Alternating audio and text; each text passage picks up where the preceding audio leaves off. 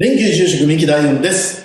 本日の怪談説法はですね、コラボ会ということで、都市ボーイズのお二人に来ていただきました。はい、よろしくお願いいたします。このチャンネルでまたコラボで、都市ボーイズさんの方にも私出させていただいておりますので、ぜひそちらもご覧いただけたらと思います。そして人類大会議の方にも出ていただいているので、そちらもぜひご覧いただけたらと思います。お願いします。ということで、なんか、人類大会議の方でも少しお話してますけど、なんか長い付き合いでいろんなイベントご一緒させていただいてるのに、確かに。全然ね。でも僕満月を見るたびに、見たことを思い出して、今何をしてるんだろうって考えてるんで、それをコラボと呼ぶならコラボはやってます。みたいな。その電波いただいてます。早瀬さんがなんか私のことでもなんか、本当にね、初めてですよね。で、私、実は都市ボーイズさんのイベントには数回行かせていただいてて。そうだ、お客さんとして。内緒で。そうなんですよ。隠れながら。隠れてないですよ、全然。どこにいるかもう分かりますから。本当ですか？分かります、分かります。バカでかいんだから。目立ってるんだから。でも、本当にイベントでももう、あんまり YouTube でね、話せないようなお話とか。そうですね。ほとんど。もう私ね、柴戸さんの髪の毛の。あれ面白い。あれって YouTube 上げてないしてないですね。めちゃくちゃ面白いです。ぜひですね、YouTube だけではなくって、もう、都市ボーイズさんのイベントにもぜひね、皆さん本当参加していただけたら、言えへんか。言えないですね。言えないですけど、すごいね。ちょうどね、お話が10周年で、年末に大きいことしようと思ってるので、そうですか。ぜひね、そちら来ていただければなと。私も行けたらちょっと、お客さんで、そんなできるし、ちゃんとチケットで払ってきてください。ちゃんと、ちゃんと招待します。絶対招待しますから、全然。そんなとんでもないですよ。ちゃんと招待します。何の話をしてるか。ということで、今回はですね、ちょっと、林さんの方、怪談を、ちょっと聞いてほしい話があるんですけど、早速話させてもらうんですけども、なんか大阪に住む女性から連絡いただいて、喫茶店で話しましょうって言うから会いに行ったんですよ。喫茶店があってそこで話すんですよね。1対1で話す。そしたら、この人が過去経験した話やってるんですよ。その人っていうのが家族がいて、お母さんと2人暮らしやったんですよね。なんだけれども、すごく仲が悪いんですよ、この2人っていうのが。で、むちゃくちゃもう言い合いするんですよ。で、こっちがなんかのご飯用意しても、全然なんか美味しいも言わんしないで手もつけないんですよ。どっかで飯食うとるんですよね。生きてるっていうことは。で、何世話しても全部なんか文句言うてきて、言うことも聞かんし、なんちゃ俺と思って、血繋がって親やけど腹立つなってずっと思ってたんですよ。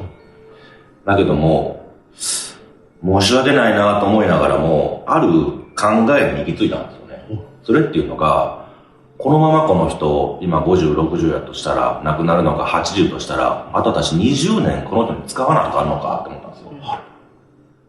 今この人の息の根を止めたら、刑務所入ったら何年か。ほんなら、刑務所入ったら私、自由な時間作れるんちゃうかって思っちゃうんですよ。でもそれくらいもうちょっと悩んでて、で、その人は、じゃあもうそうしよう、いや、どうしようって考えたらもうそっちの方にぐーっと行っちゃって考えっていうのがどうしてもやっぱり。で、お母さんを手にかけることを決意するんですよ。ある日に。でも、そのまま、一軒家にお住まいなんですけど、そこで何かしてやるっていうのはちょっとやっぱかわいそうやから、そこの近くにある、すごい綺麗な川が流れている旅館があるんですよね、近くに。で、そこっていうのが、夕日がスーッと差して、そのなんかの川が光って見えるらしいんですよね。それもホームページに書いてあって、で、そこで、この人、最後、生き物を止めてやろうって考えるんですよ。で、いろいろ調べて、で、お母さんに話すんですよ。いや、今度どこどこ行こうや。あそこの旅館がすごくってな、夕日がふーっと差したらば、川がスーッと光って、ほんでご飯も美味しいのよ。近くにね、なんか魚が取れるとこがあって、その魚を出してくれるって言って、ご飯も美味しいらしいよ。その時ばっかりは、お母さん、そう、みたいな感じで、ちょっと笑顔になる。これは笑顔になるんだなと、それもちょっと腹立ちながらって話ですよ。で、どんどん日が経つにつれ、どうやってこの人を息を止めたらいいんだろうって考えて、やっぱり、首をグッと締めてやるのが一番いいんかな、と考えたりとか。でもその間もずっとなんか悪口って言われるんで、やっぱ自分の手でやってやろうと思って、前日になり、どうしようと考えてたら朝までに、そしたらもう今までの思い出が出てきて涙流れちゃうんですよね。今日は最後の日かと思いながら。ほんで朝になり、もう全然寝られなくって、緊張もありますし、まあいろいろ考えもあって、で、お母さんの部屋っていうのがあるんで、その部屋にスーッと行って、車椅子なんで、車椅子グッと押してあげて、で、押してその玄関出るときに、あ、ここ出たらもうこの人はいないのか。ほな、この人からしたら最後のこの家なんやと思って、なんでずっと流れるんですよ。だけれども自分のためには、やらなあかんからと思って、グッと押して、ガラガラーっと開けて、出そうとして、日の光がふっと顔に刺すんですよ。そしたら、ガラガラガラガラって車椅子押しちゃうんですよね。あれと思ったら、軽くなってるんですよ。えと思って見てみたら、車椅子誰も乗ってないんですよ。あれていうか、誰乗ってたっけって分かんなくなるんですよ。あれあ、お母さんの、いや、私お母さんいないよね。だからちっちゃい頃に両親に捨てられて、施設で育って、あれって記憶おかしくなるんですよ。で、ちょっと時間経って思い出したのが、自分っていうのは、親に捨てられて、施設で育って、それで、親の顔なんてどっちも知らないんですよ。なんでやろてかなんでこの家にって思い出したのが、その自分が18とか20歳の間で、もうその施設が出なあかんくて、ほんで、まあその施設長がいて、その人が近くに一軒家持ってたんですよね。住んでない。その人がお母さんと暮らしたとこなんですよ。で、自分が仕事を見つけて、まあ部屋を借りるまで、お金を貯めるまでそこ貸してくれたら貸してあげるよって言われて。だけれども、玄関開けて入って左手の部屋ってのは絶対に入らんといてないって言われたんですよ。あ、わかりました。で、住み始める。で、なぜかわかんないですけど、2階の奥の部屋が自分の部屋やと思っちゃうんですよ。で、そこで生活を始めて、そしたら、覚えてるのが、なんかある時間になったら、入って左側の入っちゃいけないよって言ってる部屋からポトポトって音がするんですって。朝方とかに。なんじゃこの音って思ってて、もしかしたらこれ窃盗でも入ってんちゃうかと思ったんですよ。だけれども、入っちゃいけないって言われたから、ほっとこうって思って、だけれども、もう異様になるから、同じ時間に。気持ち悪くなって、ある時からとなってる時に、パッと開けたんですよ。そしたらそこに、なんもない部屋に車椅子だけがあったんですって。って見たら、そこになぜか母親が見えて、母親じゃないのに、母親と思い込んじゃって、それで生活を始めるって言うんですよ。で、記憶なんてね、なぜか昔からの記憶があって、恨んでいてその人。で、手にかけようと考えちゃったみたいな。それを全部話す施設長に。こんなことがあってあなたから借りた部屋でって言ったら、それは僕の記憶ですよ。僕があなたと同い年ぐらいにこんな同じことがあって、もう同じように手にかけようと思ってたって。で、しかもあなたが選んだ2階の部屋は私の部屋ですよ。同じように考えて涙を流して、で、親を閉めようと思って、で、車椅子をしていこうと思って、部屋を開けたら、低いところで首くくって死んでたんですよ。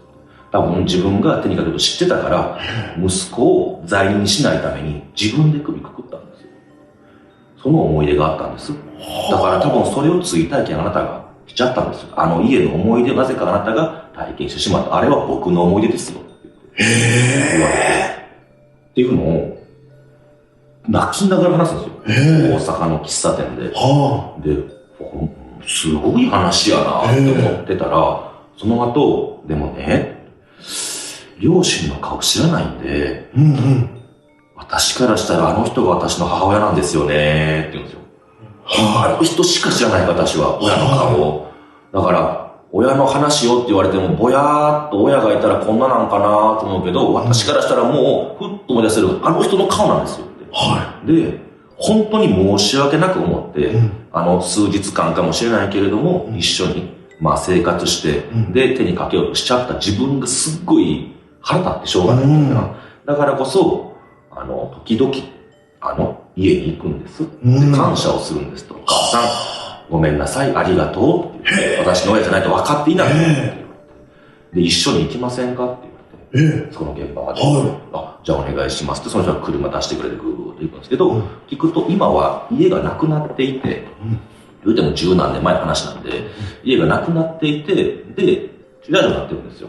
で、月かな、数ヶ月に1回ぐらいに来て、で、そこで車をふっと止めて、で、ありがとう、ごめんなさいっていうのを続けるんですって、一緒にやりましょうって言って車ぐっと止めて駐車場に。で、一度倒すんですよ、その人が倒して、本当にごめんなさい、ありがとう、本当にごめんなさいって、涙を流して、で、僕も長男で岡山から、無理やり出ちゃって、家継げって言われたのに、親とかには相当迷惑かけてるし、なんか俺も、この機会やし感謝とかしようかなと思って、僕も同じように仕事ずっと倒して、お母ちゃんありがとう、とかって言ってたんですよ。ちょっと僕も泣いちゃって、思い出した親のことをね、ちょっと笑ってるのが、あなた、この人は、本当に頭おかしいんで。いやいや、そういうこと。なんか他のことで笑ってないですよね。違う。いや、違う。そんな人じゃない。ボタン押してない人じゃないです。そしたら、コンコンってノックされて、外から、持って見てみたら、気づかなかったんですけど、警察やったんですよ。と思って。その人がシート倒して直して、ピーって開けたら、すいません、通報が入って、車の中で男女が泣いてるから、これから死にしたいって、大丈夫ですかって言われて、その人が慣れてるのか、血は喧嘩ですって言ってあげて、で、そのまま私を倒すんですよ。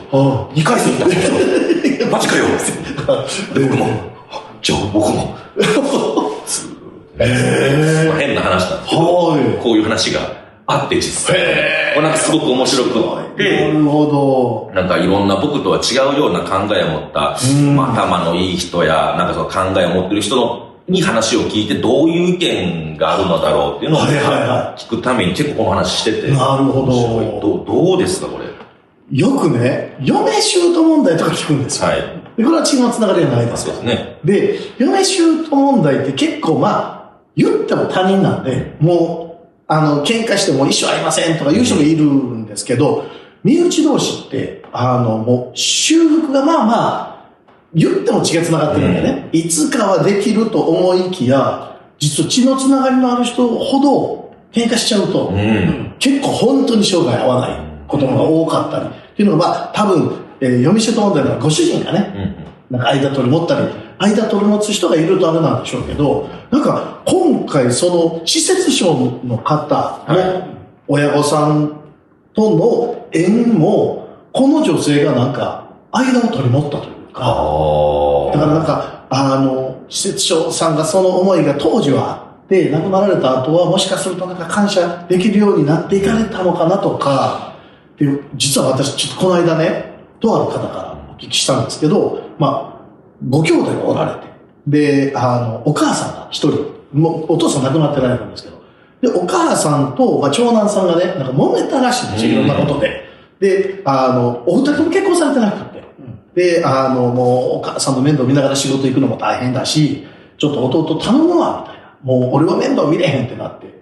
で、この弟さんがね、もう、ご結婚もされてないし、お母さん来ても、日中はね、仕事行ってられますから、お母さん一人にほっとくのもな、とか言いながらも、ただ、めちゃくちゃありがたいと。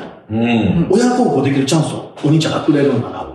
だから、ちょっと頑張ってお母さんの部屋作るわって言って。で、言ってたら、それを聞いたお兄さんも、いや、でも俺も親孝行はしなあかんと思ってるからって言って、なんか、本当に、結局は取り合いというか、うちで見る、うちで見る、いやいや、うちで見るみたいな、なんかなって、それもなんか、一つ功徳が積めるというか、親孝行できるという功徳を、親が、順番があると早く亡くなりますからね、その間だけいろんなことがあっても、親孝行だと思って、なんかやろうと思ってるんですって言って、ご兄弟からお話聞いたことがあって、だからなんか、何事も、こう、ポジティブに、これも、やらせていただけるんだな、チャンスだなっていうふうに思うと、なんかいいと思うんですよね。だから介護なんかもそうですし、だからなんか介護もご病気になられたのを、なんか介護させてもらえるチャンスが来たとかっていうふうに考えるとまたちょっと違った人生になるかもしれませんしね。やっぱちょっと話違いますけど、僕ら二人でやってて、編集は僕なんですね。で、もう夜も年とやるんですよ。その裏で、フグ食ってた時があって、すごい辛い編集があるって連絡もしてたのに、フグ食べてて、腹立って、ほなフグに編集してもらえやって言ったんですよ。でも、不可能じゃないですか。フグは編集できませんよ。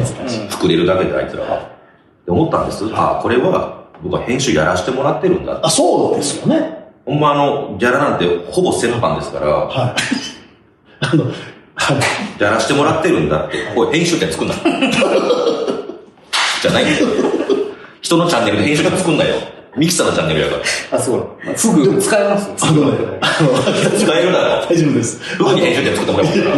フグに。でも、これ、実家っていうのをご存知です。お経の中で出てくるんですけど。習字の習に気持ちの気って書いてあるんですよ。実家。これって、前世で、自分が向上するためにやったこととか。例えば、前世、画家だったとしたら、根性生まれるときに、その画家の能力をある程度持って生まれてくるんです。だから釣れるんだ。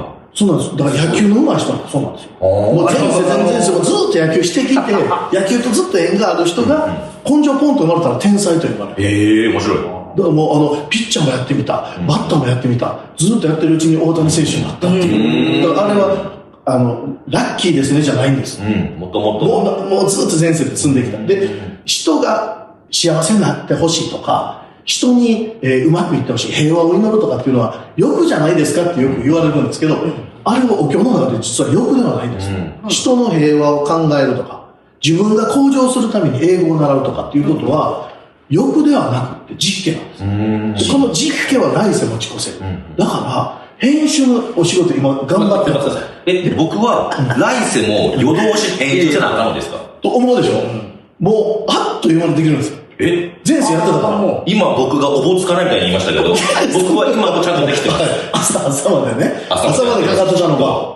もう、僕は来世は美味しいフグを食べる。なんでないのそれは欲の方。フグ食う前世で。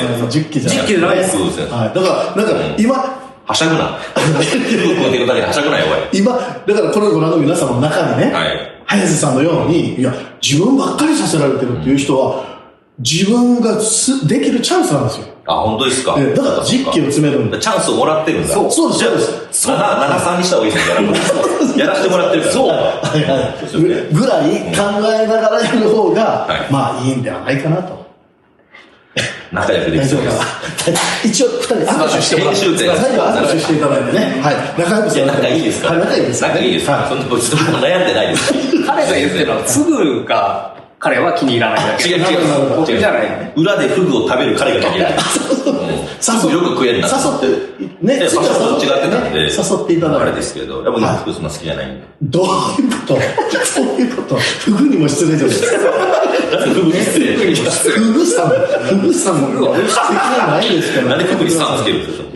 いや、もう、すべてのものに感謝しますからね。はい。多分あれですよね。今までで一番変なこと言ってますよね。チャンネルの中で。はい、フグに編集してもらえとかね。ずいぶん、このチャンネルっては、ちょっと大名ですけど。損されてます。コラボして。いや、本当に。視聴者の方、本当すみません。いや、でもね、これもよく思うんですよ。三木大雲さんって、もっとお坊さんらしく振る舞った方がいいですとか、DM いただいたり、コメントいただいたりするんですけど、実は私はですね、極力、ストライクゾーンを大きく持ちたいんです。だから、面白い三木大雲チャンネルの方がいいよっていう方と、いや、真面目な方がいいよという方で、日によって、いろいろ、ありますんで、見捨てずに、ご覧いただければ嬉しいなというふうに思います。